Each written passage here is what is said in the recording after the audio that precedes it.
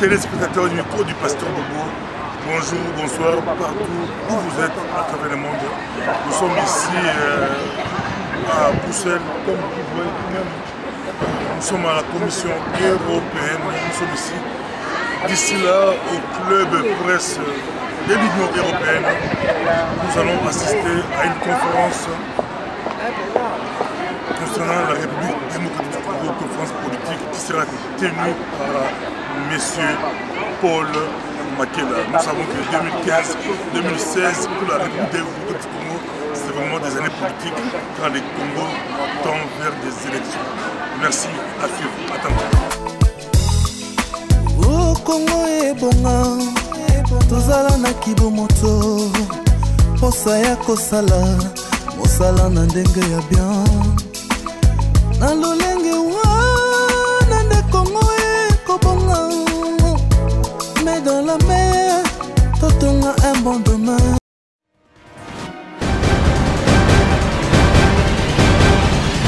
Mes chers compatriotes, nous tenons à remercier les organes de presse ici présents pour avoir honoré notre invitation. Nous allons tour à tour passer la parole aux différents intervenants. De quoi allons-nous parler ce soir? Nous allons parler du parti politique Émergence. Alors pour épargner certaines questions, vous verrez également qu'il est fait mention du parti UIDER. Lorsque nous arriverons à l'étape des questions-réponses, parce qu'après que M. Paul Makela ait fini son speech, vous avez droit au jeu de questions-réponses.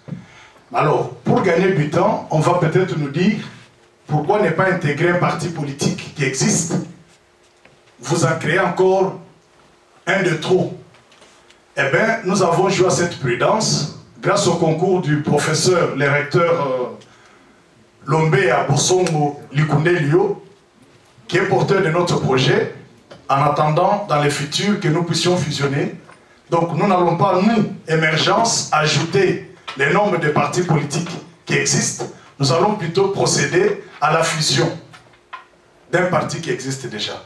Alors je vais passer tout de suite la parole à M. Paul Makela, qui est pour l'instant notre coordonnateur de l'Émergence. Il assume les fonctions de président. Il est venu de Kinshasa, précisément de la province de La Chopo, ex-Kisangani. Non, c'est toujours Kisangani. Oui.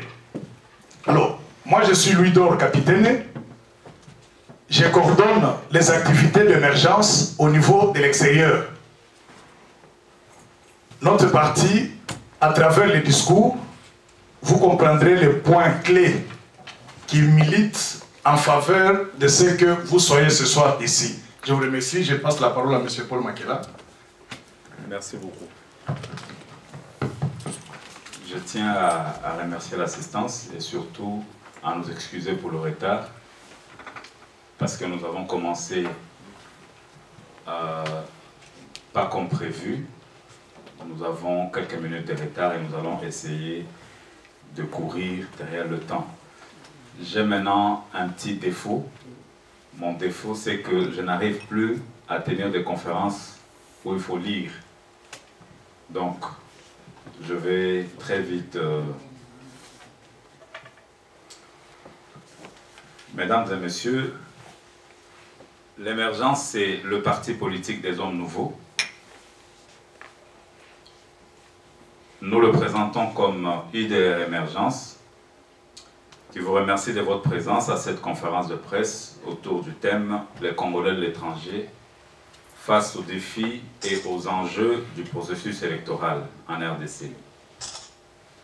Pourquoi est-ce que nous avons convié la presse uniquement et non pas l'ensemble de la communauté?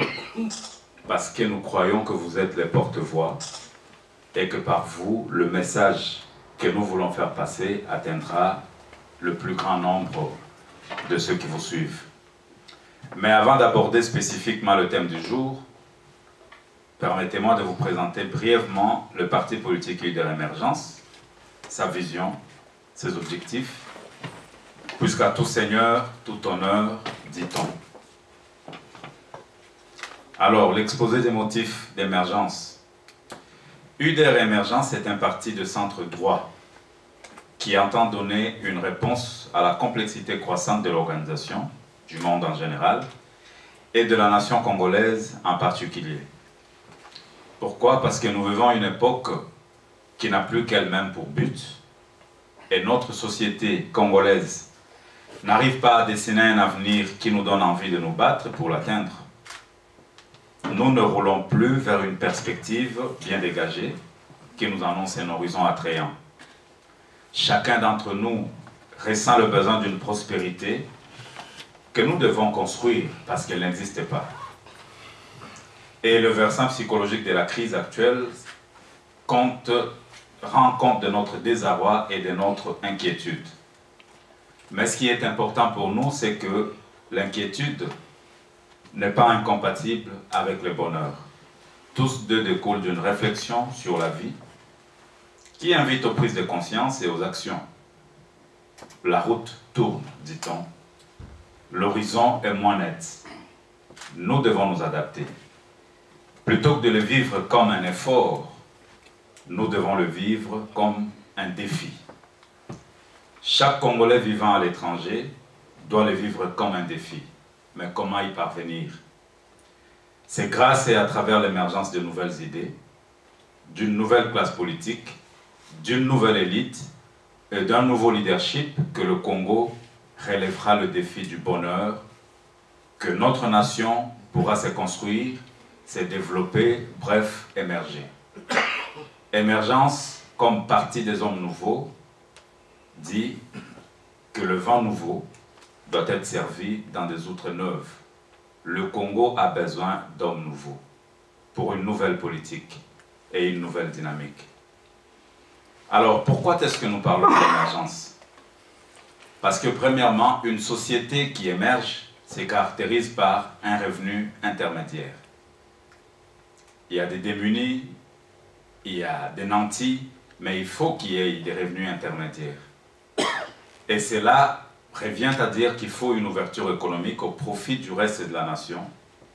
Il faut des transformations structurelles et institutionnelles de grande ampleur et un effort potentiel de croissance.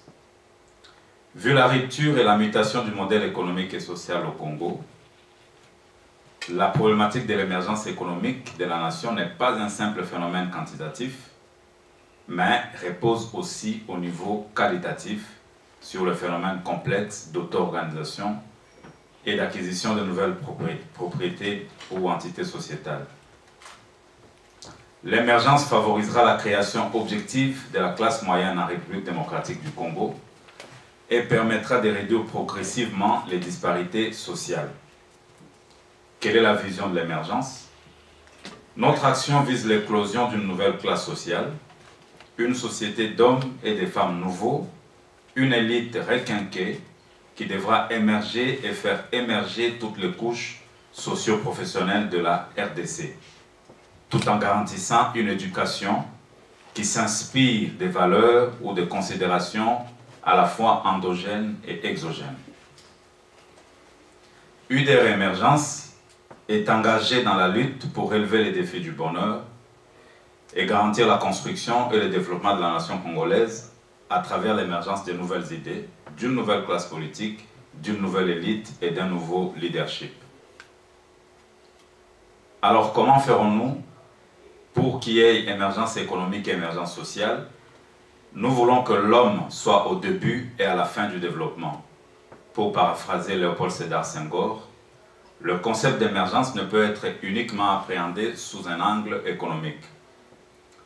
Nous sommes convaincus que les citoyens d'un pays qui émerge doivent sentir dans leur vie quotidienne que leur bien-être s'améliore et que des opportunités nouvelles d'éducation, de santé, d'emploi et de revenus se présentent pour eux.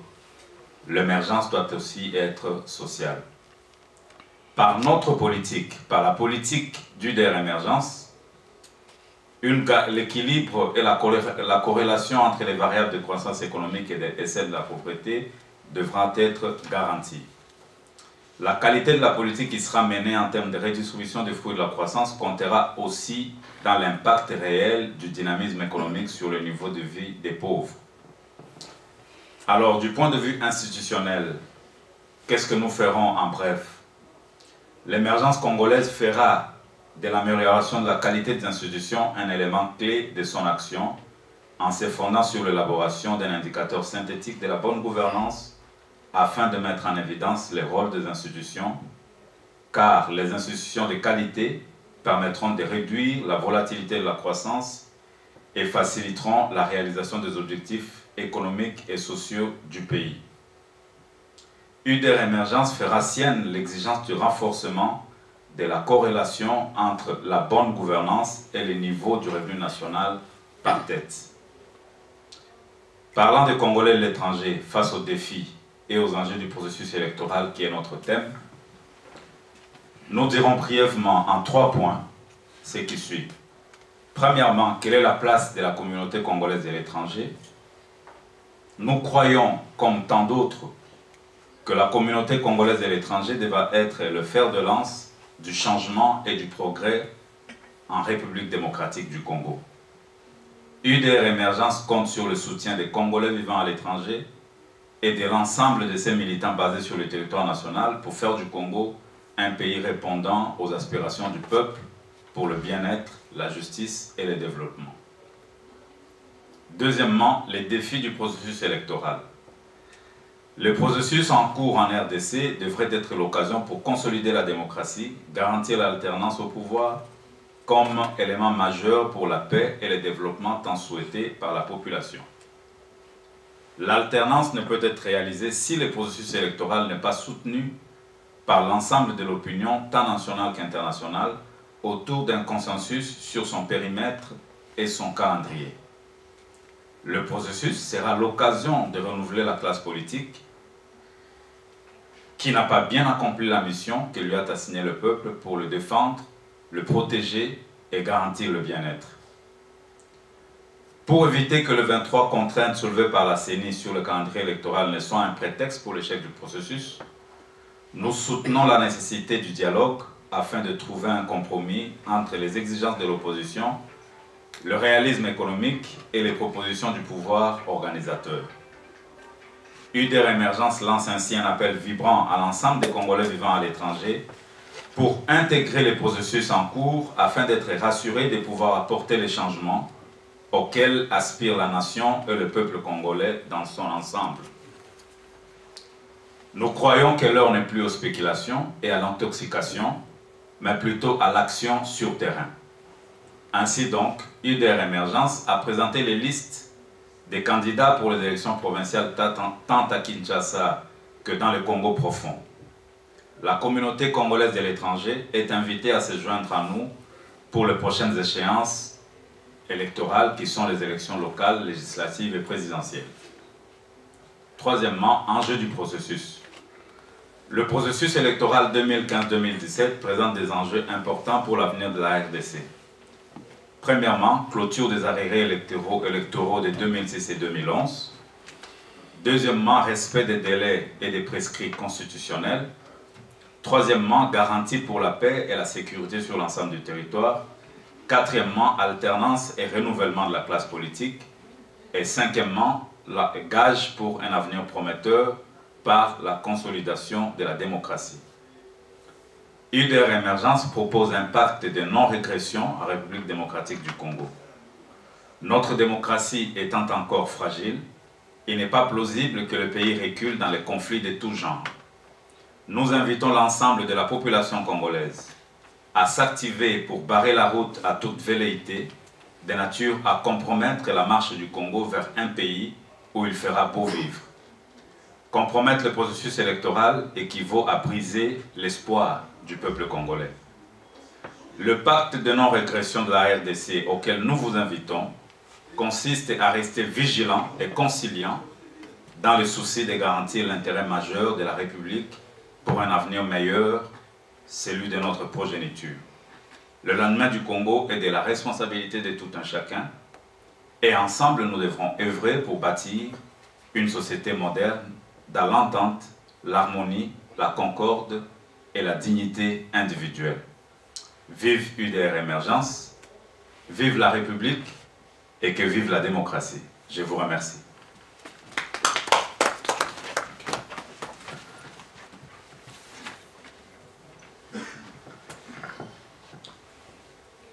il n'y a que les messieurs. Donc, chers amis, nous pouvons, tout doit passer au jeu des questions et réponses.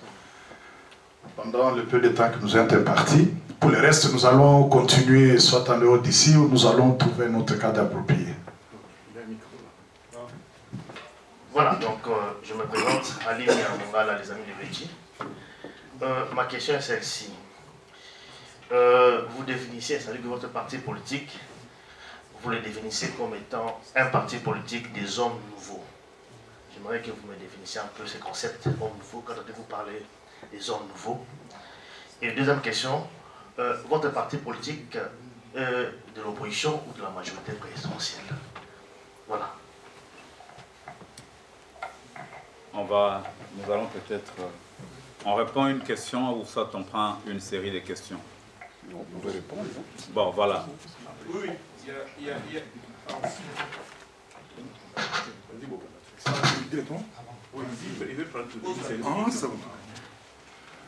Moi, c'est MPB-TV, micro du pasteur Bobo.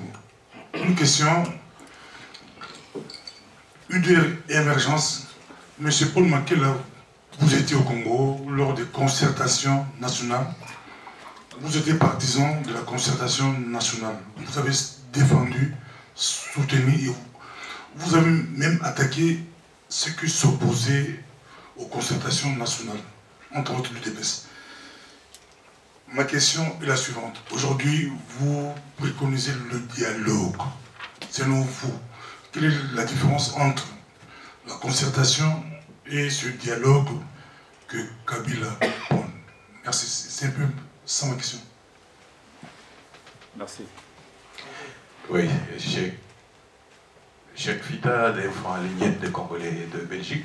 Je vais en fait surenchérir sur la question des amis de Wechi, des Alimia, par rapport à votre positionnement très clair vis-à-vis des deux camps qui sont actuellement en place, c'est-à-dire la mouvance présidentielle et l'opposition. Et deuxième sous-question, à supposer qu'il y ait dialogue, parce qu'il n'y a pas encore eu consensus là-dessus. Première question, vous donnez à ce dialogue-là un timing de combien de temps?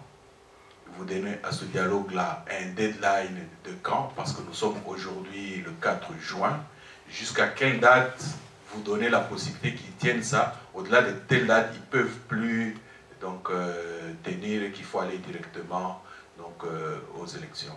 Et ma toute dernière question, c'est par rapport à la fiabilité du processus électoral. Nous avons vu en 2011 comment la CENI s'est moquée vraiment de la population congolaise.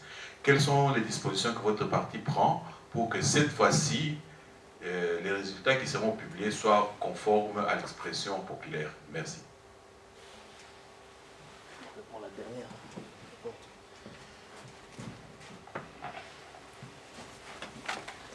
Monsieur le Président, le Congo, je pense, est un État souverain qui a un drapeau et une hymne nationale. Comment se fait-il que le futur président de la République du Congo organise une réunion politique sans le drapeau du Congo, ne commençant par la réunion avec l'hymne national? Je vous remercie. Ça va. Nous allons répondre à ces premiers... Nous allons répondre à ces premières préoccupations. Premièrement, concernant les hommes nouveaux. Pourquoi nous disons que UDR Émergence, c'est un parti d'hommes nouveaux? Premièrement, parce que dans notre objectif d'abord, quand nous parlons de l'émergence, nous voulons donner la place au soleil pour tous ceux-là qui n'ont pas la possibilité, qui ne sont pas issus des familles où il y avait des premiers ministres, des présidents de la République. Nous voulons donner l'opportunité à chaque Congolais de jouer un rôle pour la défense des intérêts de son pays, pour le développement de la nation. C'est des hommes qui n'ont jamais participé à la gestion de la chose publique, du point de vue général. Et du point de vue particulier, c'est que les animateurs d'UDR Émergence amène un nouvel esprit, un nouvel état d'esprit pour le développement de la République et croit qu'il est important de redresser la barre, de corriger les erreurs. Nous sommes observateurs. Parmi nous, il n'y a pas de gens qui ont géré, qui ont été dans l'exécutif, qui ont géré la chose publique. Je crois que le pays a besoin des hommes nouveaux parce que l'usure au pouvoir pousse les gens vers les abus. L'habitude au pouvoir pousse les uns et les autres à vouloir y rester à tout prix. Et nous pensons que plus on est usé par le pouvoir, plus on est limité dans la créativité, dans l'ingéniosité pour pouvoir apporter des réponses aux vrais problèmes des gens. C'est pourquoi nous disons que l'UDR Émergence, c'est un parti d'hommes nouveaux, des hommes qui n'ont pas les mains salies d'une certaine manière et qui va donner l'opportunité à tous les Congolais, quelle que soit leur classe, quel que soit leur rang, tout celui qui a une ambition, nous encadrerons cette ambition pour parvenir à bâtir un État nouveau, un État prometteur. Maître Capitaine avait quelque chose à rajouter là-dessus, au sujet des hommes nouveaux. Okay. Merci beaucoup. Je ne vais pas prendre la parole pour tout justifier. Il y a des remarques que nous acquiesçons, notamment pourquoi il n'y a pas la présence d'un drapeau. Ceux qui nous l'ont promis, je crois qu'ils sont en route. Ils vont l'amener peut-être alors que la conférence a déjà pris fin. Par contre, l'homme nouveau, pourquoi nous l'avons dit alors qu'on se voit tous les jours? C'est peut-être étonnant. En fait, il a ajouté un fait, parce que les autres l'ont vu participant aux concertations. Il va peut-être répondre à ce sujet. Je tiens vraiment qu'on échappe nous-mêmes ou qu'on évite de croire que pendant la tenue des concertations, émergence existait. Donc il y a vraiment une nette différence à faire. Émergence vient de se constituer il n'y a pas longtemps. Donc chacun de nous a y amené une certaine vie, il va en répondre personnellement. Mais s'agissant de l'homme nouveau, pourquoi? En fait, vous allez constater que on vous a peut-être épargné, mais on va vous mettre à votre disposition les textes, l'intégralité des textes. Il y a des points que nous avons développés qui constituent notre originalité. D'abord, les administrateurs qui sont devant vous ici prônent en permanence les dialogues. Quelle qu'en soit la domination que vous allez en donner. Les hommes nouveaux, pourquoi? Nous croyons en ce qui nous concerne, après avoir observé qu'il y a lieu de gérer la chose publique autrement. Comment faire? Il y a une disposition constitutionnelle, je m'excuse beaucoup en tant que juriste, il faut frôler. Il y a la caisse de péréquation qui est prévue dans notre constitution. Lorsqu'on peut tout simplement appliquer cette disposition, je crois que la classe moyenne en RDC va tout de suite émerger. Alors comme on n'a pas assez de temps, on pourra développer... Voilà, Maître Capitaine l'a dit, les hommes nouveaux, c'est les hommes qui ne sont pas responsables de tous les dégâts socio-économiques qui se présentent au pays. Il n'y a personne d'entre nous qui a déjà été dans l'exécutif. Nous croyons que ces gens-là ont des idées. Tous les Congolais qui doivent venir, c'est des gens qui ont des idées, mais qui ne savent pas arriver à les matérialiser pour la République. Nous leur donnons l'opportunité de le faire. La sous-question qui suivait, est-ce que nous sommes un parti d'opposition ou de la majorité? UDR Émergence est un parti d'opposition. Nous ne sommes pas un parti de la majorité parce que nous ne partageons pas le mode de gouvernance qui est en place. Vous savez que nous, que ce soit Maître Capitaine, que ce soit moi-même, que ce soit Jean-François Beaufoy, Jean-Pierre Samba, nous travaillons, nous militons dans l'opposition depuis plusieurs années. J'étais d'ailleurs surpris que quelqu'un me dise il y a quelques jours, mais ça fait plus de 10 ans que vous vous battez, vous n'êtes jamais au pouvoir. Voilà, donc c'est pour dire que les hommes qui sont en face de vous, c'est des hommes d'opposition. Le parti, c'est un parti d'opposition et qui est dans une plateforme, mais actuellement, les alliances se font et se défont. Nous disons que nous sommes dans l'opposition, nous attendons voir les événements qui vont arriver et comment est-ce que nous pourrons, nous, améliorer la gouvernance de la République. Et le professeur Lombea, qui est l'autorité morale de l'UDR avec qui nous avons fusionné, c'est un homme politique d'opposition également. Deuxièmement, la question au sujet des concertations nationales. J'ai participé aux concertations nationales, de même que j'ai participé au dialogue intercongolais. C'est pour dire que le fait de participer dans des négociations ne vous donne pas des responsabilités dans l'exécutif. Ce n'est pas parce que vous êtes allé défendre certains points de vue de la population que vous êtes responsable d'une gestion quelconque. Donc, j'étais dans toutes ces négociations-là. Je suis fier d'avoir représenté mon peuple, d'avoir défendu des opinions et qui ont peut-être aidé à débloquer certaines situations. Alors, pendant les concertations, nous étions invités parce que nous sommes animés de cet esprit-là, du dialogue. Et aujourd'hui, il y a le dialogue qui est soutenu par ceux-là qui refusaient hier qu'il y ait une concertation, qui n'ont pas voulu participer. Et je suis particulièrement surpris que ceux qui ont monté la coalition pour le vrai dialogue, aujourd'hui, ils s'opposent encore à ce dialogue. Des fois, en politique, la constance est quelque chose de très important. Il faut savoir ce qu'on veut. Nous avons toujours voulu le dialogue. Nous avons toujours voulu que nous puissions nous parler. Beaucoup plus en tant qu'Africains, nous réglons la plupart de nos problèmes dans la politique de l'arbre à palabre. Donc, chaque fois que la nation est en danger, je crois qu'il est important pour les acteurs sociopolitiques de se retrouver et de parler. Si chacun campe dans ses positions, nous allons vers un affrontement qui peut dégénérer. Et nous, UDR Émergence, nous ne voulons pas que le sang des Congolais coule, nous ne voulons pas que le pays soit déstabilisé. Chaque fois qu'on nous invitera pour des pourparlers, nous irons. Alors, on va dire que la majorité a des agendas cachés, oui. Tout le monde qui va à des négociations a son agenda. L'opposition a également son agenda, la majorité a son agenda. Il y a négociation pour parler et pour trouver des points de conciliation entre les différents agendas.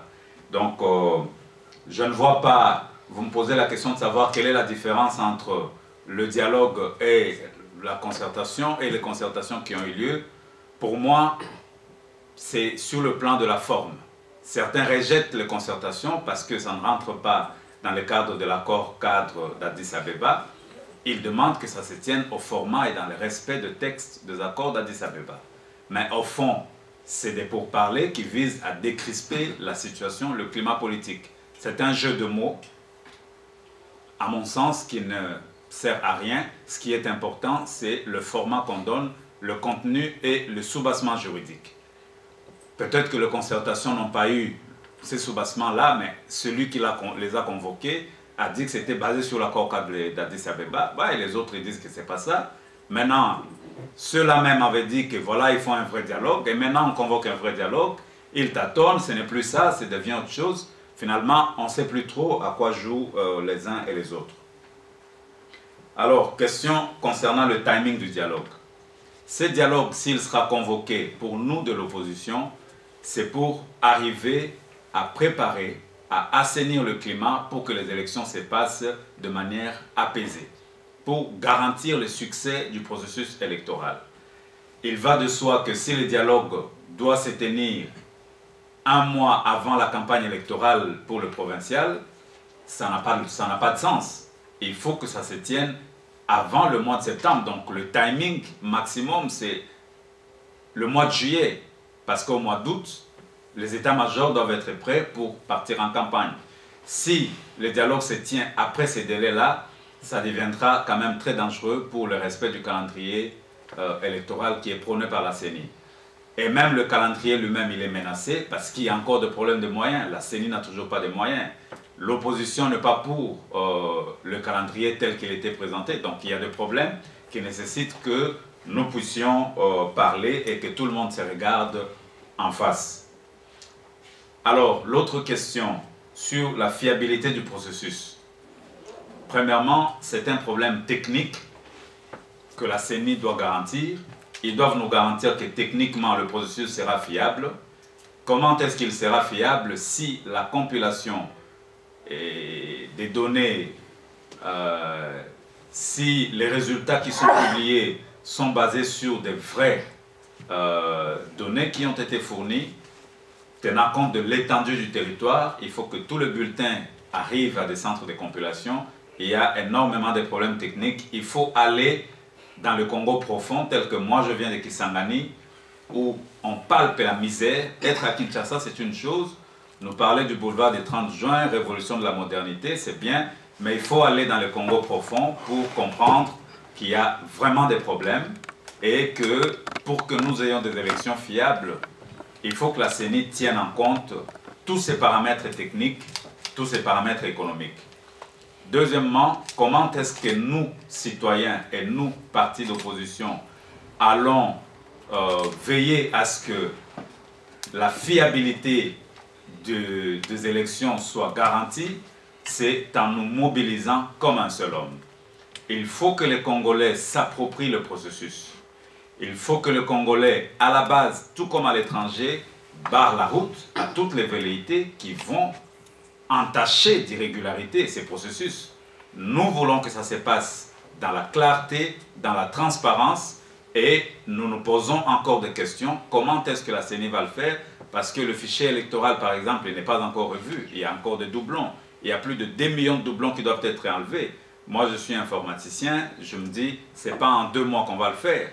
Donc, si nous partons avec le même fichier électoral, il y a des problèmes qui se pointent à l'horizon. Les jeunes qui ont atteint l'âge de la majorité aujourd'hui, qui ne sont toujours pas enrôlés, c'est près de 2 millions de citoyens congolais qui sont majeurs aujourd'hui et qui ne sont pas enrôlés. Ça, c'est encore des problèmes. Donc, il y a beaucoup de problèmes techniques du côté de la CENI qui doivent être résolus plutôt que du côté de l'opposition. Notre rôle à nous, c'est de rester vigilants, de veiller à ce que tout se passe dans la transparence, c'est de mobiliser le plus de militants possible pour que nous ayons le plus de témoins dans des bureaux de vote et à s'assurer qu'il y a impartialité dans les traitements de données. Le drapeau du Congo, le Congo c'est notre patrie. Vous avez vu le drapeau d'émergence qui reprend quand même les couleurs du Congo. Ne nous en tenez pas rigueur, nous sommes des patriotes et alors de vrai, mais quand on a des contraintes en termes de timing et de problèmes logistiques, je vous prie de nous en excuser, mais nous respectons notre patrie, nous aimons cette patrie et nous aimons l'hymne national. Je peux le chanter du début à la fin, c'est pas que je ne le sais pas. Je vous remercie. Est-ce qu'il y a... C'est peut-être une toute dernière question à laquelle vous allez répondre brièvement. D'accord.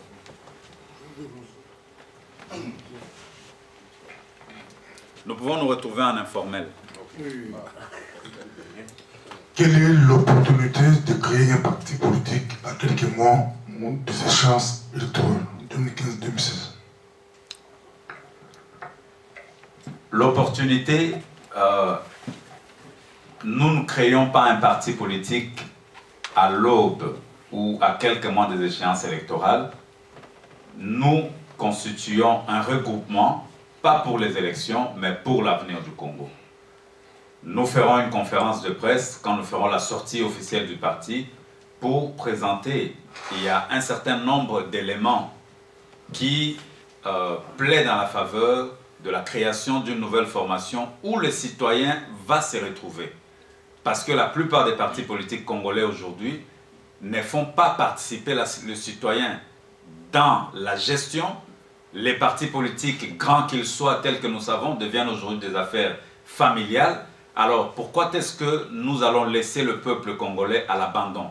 Nous répondons à un cri de détresse de notre nation qui se plaint, la population qui dénonce ce qui se passe dans les partis soi-disant grands. Et nous disons, il y a moyen de garantir un avenir meilleur. Il y a moyen de mener une autre politique. Il y a moyen de faire bouger les lignes pour que les citoyens se sentent vraiment concernés par la chose politique, la chose publique. Ce que nous prenons dans l'émergence, aucun parti ne le fait jusque-là. La politique de proximité que nous mettrons en place, aucun parti n'y a pensé. Je crois qu'il y a l'espace pour innover et l'innovation dans la gouvernance, l'innovation dans l'animation politique, c'est ce que nous apportons et c'est ce qui manque sur la scène politique congolaise aujourd'hui. Donc c'est une réponse aux préoccupations des citoyens. Je vous remercie. fini. Ok. Cela étant, nous clôturons la conférence de presse de ce soir et nous vous remercions. Nous allons nous retrouver dans l'informel quelque part. Merci.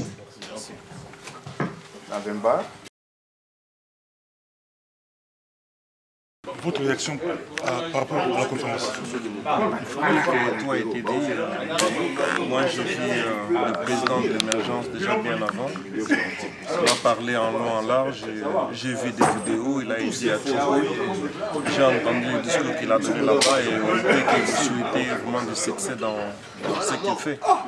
Si on peut se retrouver, le peuple peut se retrouver dans ce qu'il dit, eh bien nous disons qu'il a de l'avant. Vous êtes ancien de la ville, il est aussi l'un des anciens, il est crédible. Déjà c'est un collègue dans l'évangile, donc vous comprenez pourquoi je suis là. Donc je le soutiens, vraiment c'est favorable. Merci.